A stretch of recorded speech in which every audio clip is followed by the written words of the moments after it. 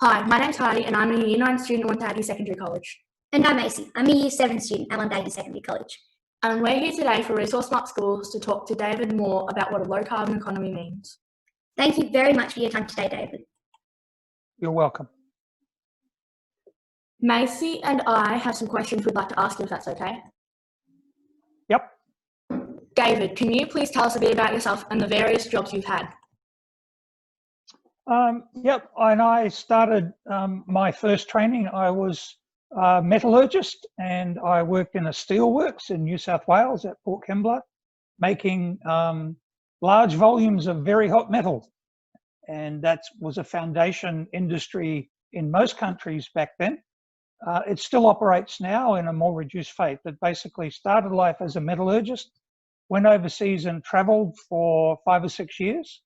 I have lectured in engineering subjects and for nearly 30 years worked in first electricity and then gas and then water utilities. Wow, that's cool. Good job. What subjects did you study at school and university?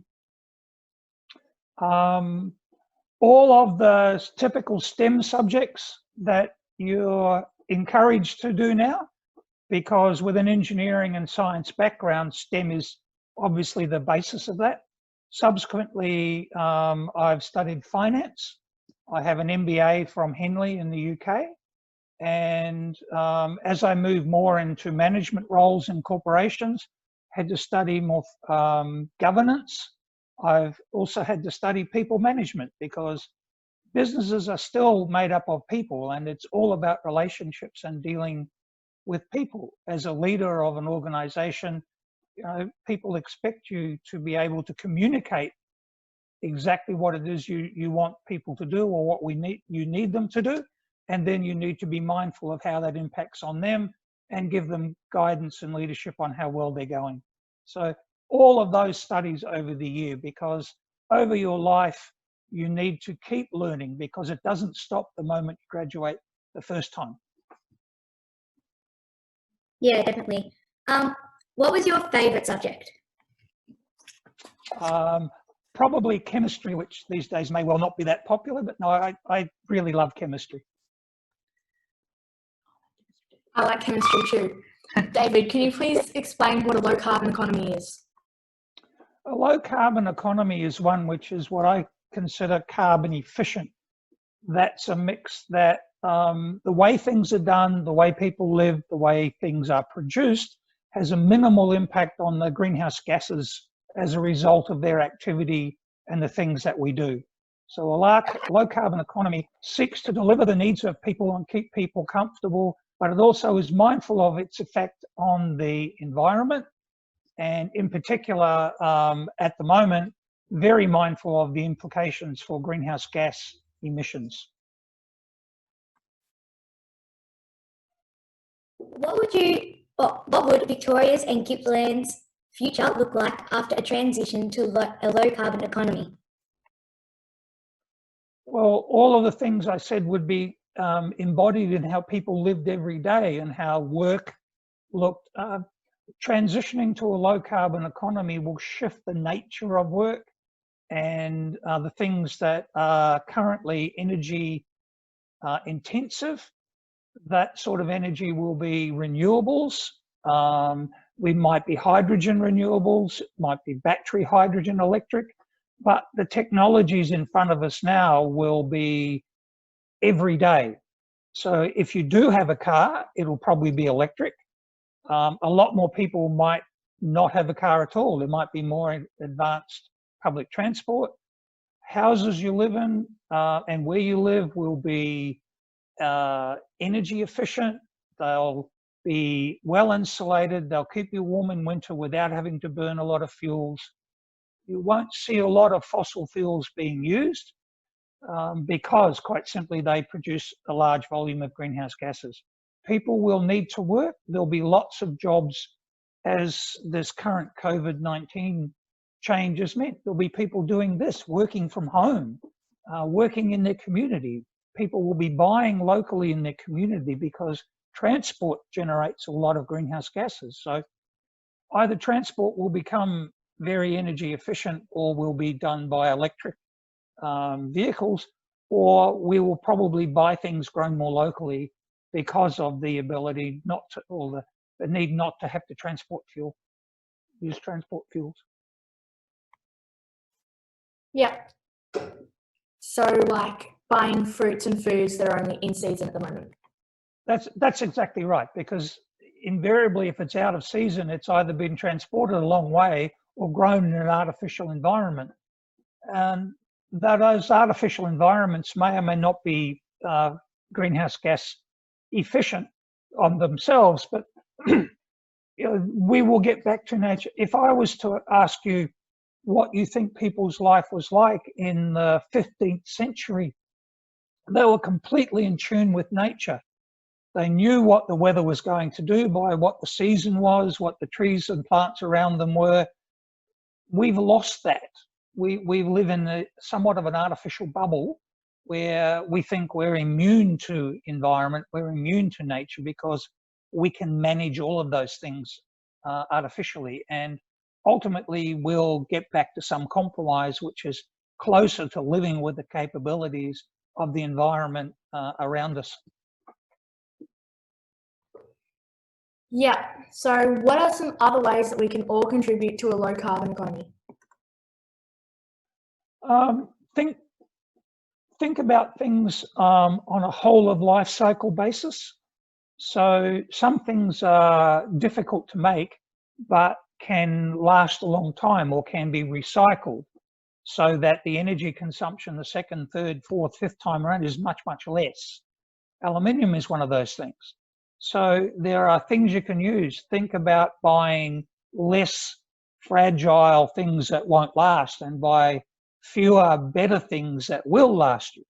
Live a lifestyle that is mindful of your impact on the environment and the amount of carbon it's taking to keep you going.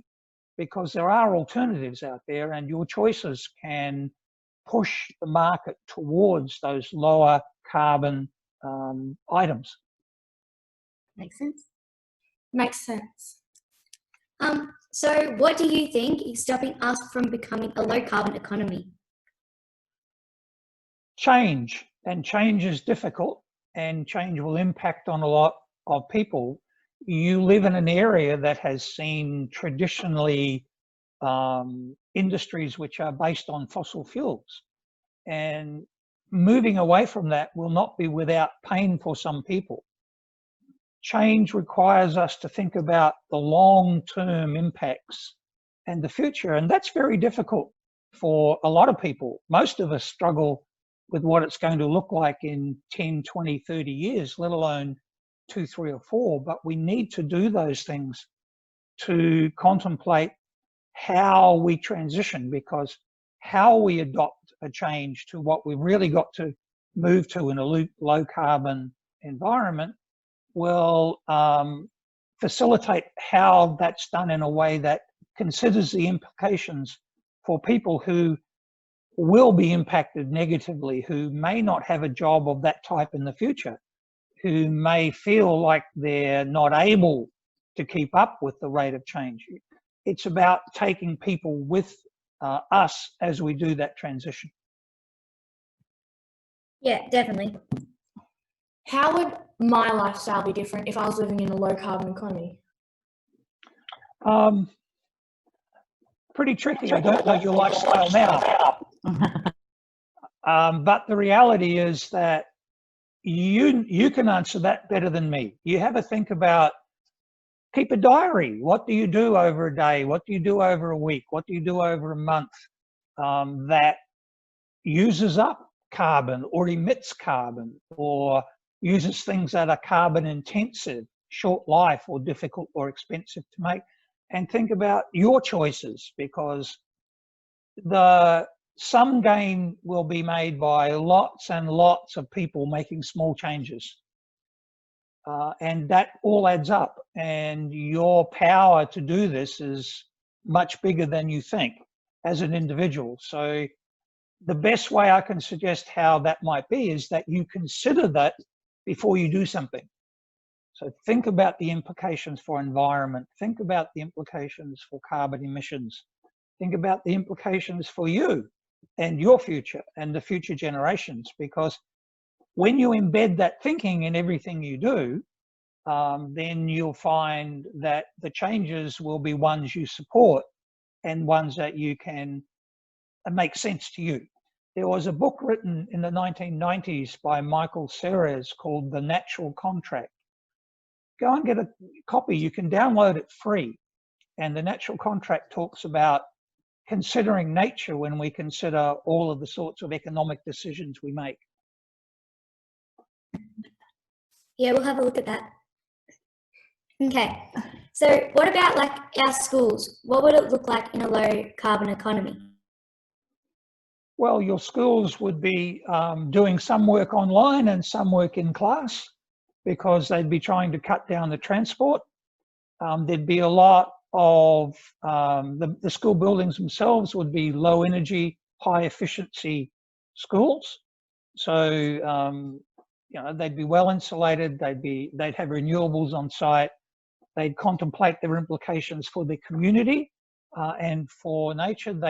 They would try to be, where they could, examples of what high efficiency, low carbon emission school buildings look like and how they operate with their community. So they consider both what goes on at school in the activities that are done and how things are supplied, but also the implications for their community around them and from where they draw students like you guys. Yeah.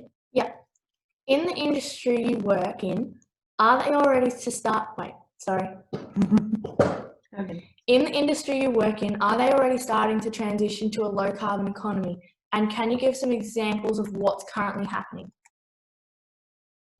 Yeah, most people, I think, and most businesses are. Certainly, personally, the businesses I have been in charge of until recently are installing renewable generation, so solar and wind, looking to more fuel efficient vehicles, looking for location of staff in areas so that their movement doesn't have to be traveling long distances, educating staff about how energy efficient operations might operate both in the buildings of those organizations, and given the 130,000 customers the last one I was managing director of has, advising those customers on how to cut down, in the case of water, their water consumption, because not only is water a scarce commodity at times through drought, but producing clean drinking water takes a lot of energy.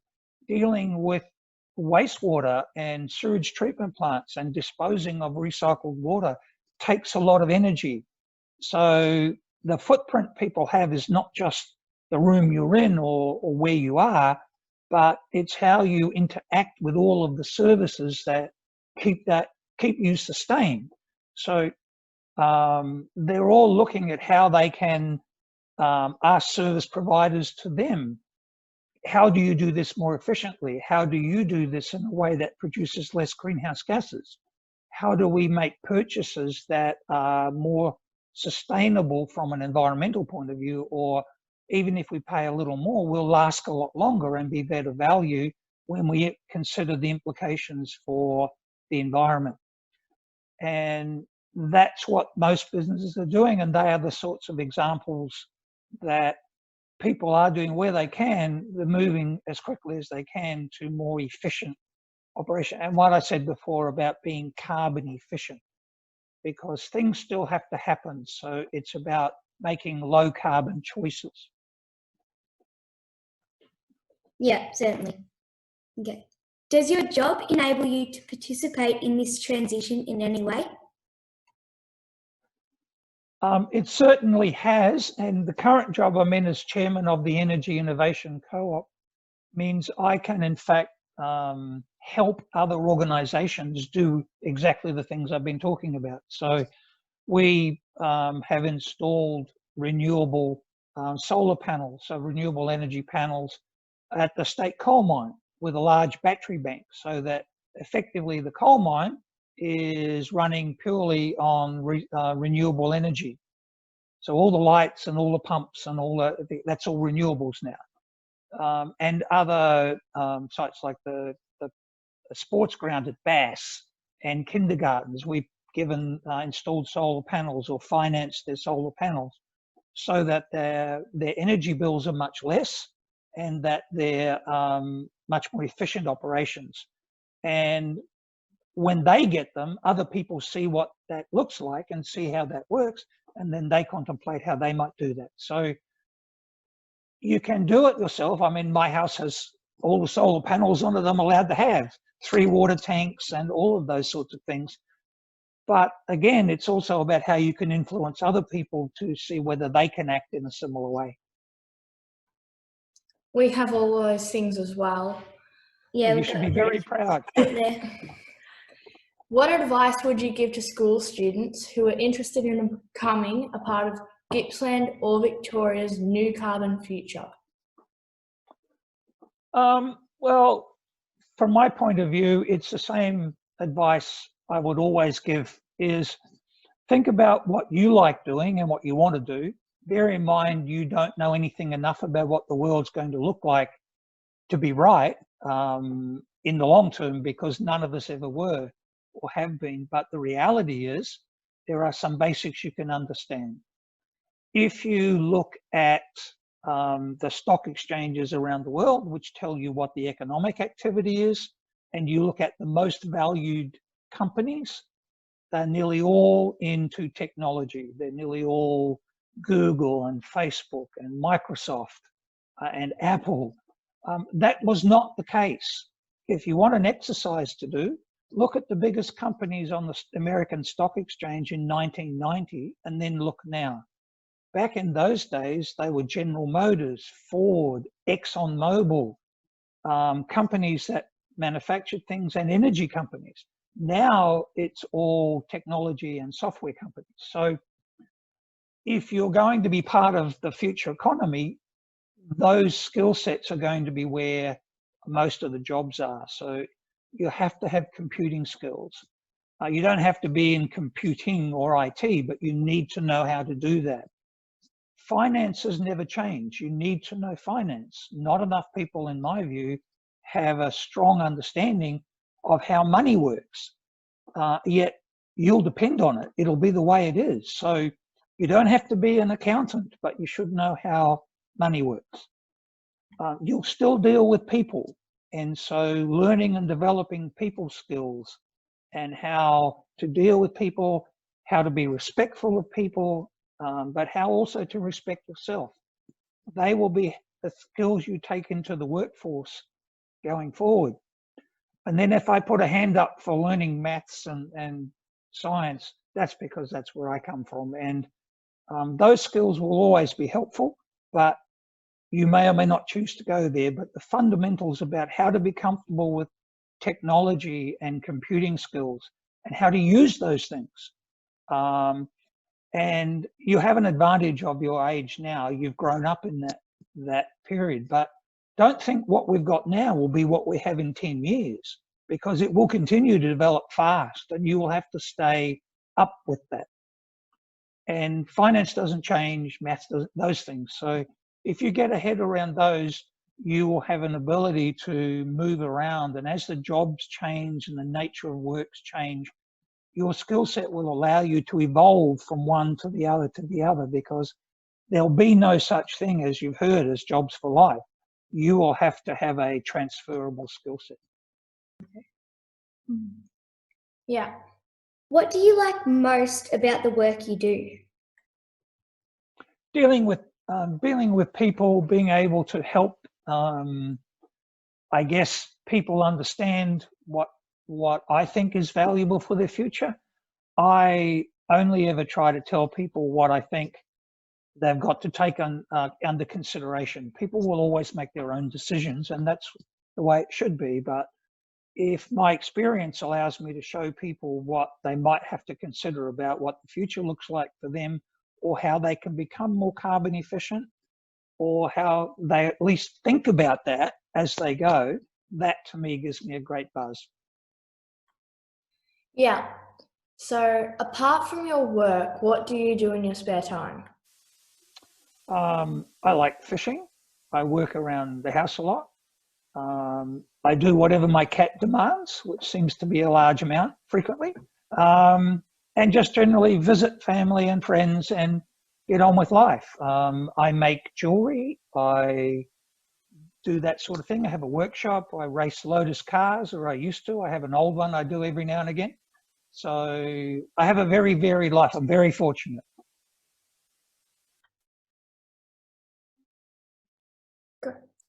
What's a Lotus car? What's a Lotus car? A Lotus is a race car, so it's a brand made in the United Kingdom. I have a Lotus Elise. If you look that up, you'll see what that is. Sounds like fun. Yes, it is. Yes, it is. Well, thank you so much for chatting with us today as part of Resource Smart Schools. We've definitely learnt a lot from you.